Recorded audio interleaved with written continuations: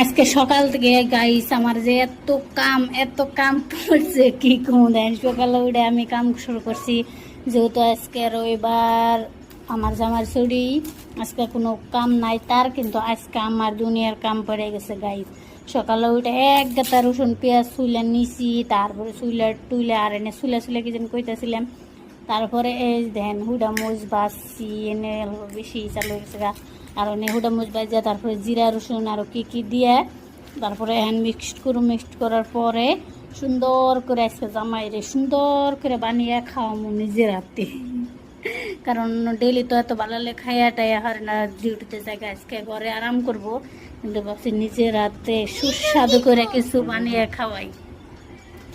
তাইতে শুরু করছি সকাল থেকে কষ্ট করা।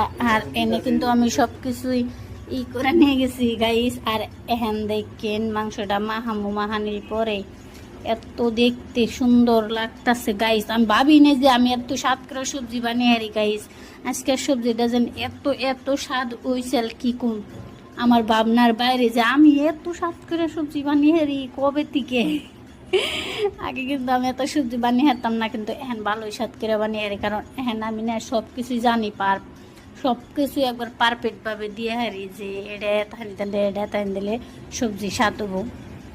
আর এনে আমি কিন্তু সব কিছুই দিছি, দেওয়ার পরে দেখেন অল্প পাইজা নিতেছি।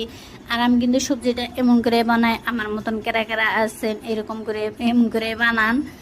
আর এই যে দেখেন মাংস দিয়ে অল্প কষানির পরে, আর এখানে দেখতে কি সুন্দর দেখেন গেতাছে, তাহলে খাইতে কিরকম সুন্দর স্বাদ লাগবো একবার পাবেন গাইস।